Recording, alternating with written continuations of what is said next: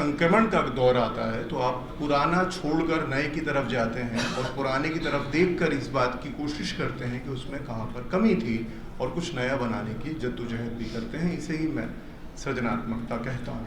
ये शब्द पासमानदा जो है ये किसी जाति विशेष या किसी धर्म विशेष से संबंधित नहीं है और पिछले 30 वर्षों में एक शब्द को गढ़ा गया, इस तरह से गढ़ा गया कि वो ना केवल मुसलमानों के बीच में जो गैर बराबरी का सवाल है उसको उठाता है, बल्कि भारतीय समाज में गैर बराबरी कैसे है उसको भी कहीं ना कहीं पर परिभाषित करने की कोशिश करता है। ये ठहर कर संभल कर दोबारा हम जिस परिचर्चा में आए हैं उस पर लौटते हैं और कोशिश करते हैं कि दोबारा किताब पर लौटें और उसको एक अलग नज़रिए से देखें। तो मुझे ऐसा लगता है कि इस किताब में रफ़ ने आते ही मुझसे पूछा कि आपने पढ़ी थी? हाँ, मैंने पढ़ी थी और मैं आपके साथ चलना भी चाहता हूँ। मैं दो तरह से पढ़ना चाहता हूँ।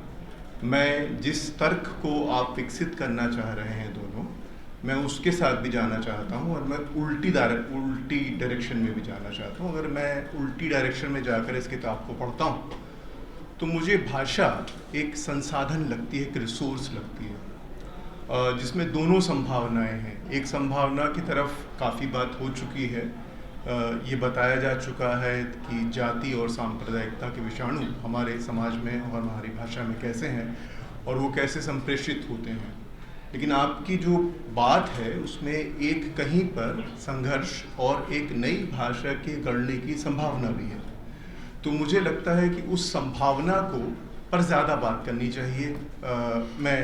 मुझे लग रहा है कि अगर मैं धारा के विपरीत तैर कर इस किताब को पढूं तो मैं वहाँ पहुँचता हूँ और ये ज़्यादा महत्वपूर्ण इसलिए भी हो जाता है क्योंकि संक्रमण काल अक्सर, जैसे आशुतोष भाई ने भी कहा और बाकी लोगों ने भी कहा, कि जब बदलाव का समय होता है तो सृजनात्मकता बढ़ जाती है। संक्रमण में ही सृजनात्मकता होती है। आमतौर पर ये जब आप ऐसे समाज में होते हैं जो कि थोड़ा ठहरा हुआ होता है तो चीज़ें जिस ढर्रे पे चल रही होती हैं चलती रहती हैं। लेकिन जब संक्रमण का दौर आता है तो आप पुराना छोड़कर नए की तरफ जाते हैं और पुराने की तरफ देखकर इस बात की कोशिश करते हैं कि उसमें कहाँ पर कमी थी और कुछ नया बनाने की जद्दोजहद भी करते हैं। इसे ही मैं सृजनात्मकता कहता हूँ। हम सभी लोगों की ये खुशकिस्मती है कि यहाँ पर दो ऐसे लोग हैं जिन्होंने इस सृजनात्मकता को जिंदा किया है। एक अली अनवर भाई ने। ये शब्द पासमानदा जो है ये किसी जाति विशेष या किसी धर्म विशेष से संबंधित नहीं है और पिछले 30 वर्षों में एक शब्द को गढ़ा गया, इस तरह से गढ़ा गया कि वो ना केवल मुसलमानों के बीच में जो गैर बराबरी का सवाल है उसको उठाता है, बल्कि भारतीय समाज में गैर बराबरी कैसे है उसको भी कहीं ना कहीं पर परिभाषित करने की कोशिश करता है।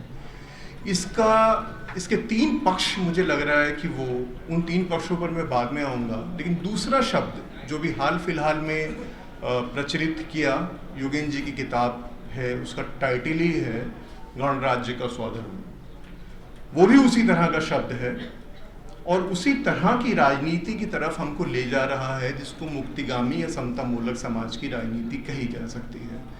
जब भी हम संक्रमण काल में होते हैं तो नए शब्द गढ़े जाते हैं। मैं केवल एक उदाहरण देना चाहूँगा और वो उदाहरण है गांधी का। गांधी जी ने एक शब्द की रचना की थी, सत्याग्रह, और जब उन्होंने उस शब्द की रचना की, बड़ा पॉपुलर है आजकल तो हर कोई सत्याग्रही है, लेकिन गांधी ने इस तरह से उसकी रचना की, 3 आधारों पर की और वो तीनों आधार स्वधर्म पर भी लागू किए जा सकते हैं और पासमानदा पर भी लागू। पहला ये कि अब जब आप राजनीति का नया मुहावरा गढ़ते हैं तो आप एक ऐसे शब्द का चयन करते हैं जो कि समाज में होने वाली बहुत सारी विविध चीज़ों को अपने आप में संभाले। तो शब्द बड़ा महत्वपूर्ण है। उस शब्द को जब आप परिभाषित करते हैं तो आप ये बताते हैं कि ये क्या है, इस तरह कि वो क्या नहीं है। गांधी ने जब सत्याग्रह को परिभाषित किया था तब उन्होंने ये बताया था कि ये पैसिव रेजिस्टेंस नहीं है। तो क्या है और वो कैसे क्या है के लिए तीसरी बात है उसको उसके बर्ताव की, कि उसका इस्तेमाल कैसे हो। अली अनवर भाई ने जो काम किया है पासमानदा को लेकर, मुझे लगता है कि वो काफ़ी हद तक इन तीनों बातों पर खरा उतरता है। उन्होंने एक बहुत सारी विषमताओं के लिए एक शब्द की रचना की।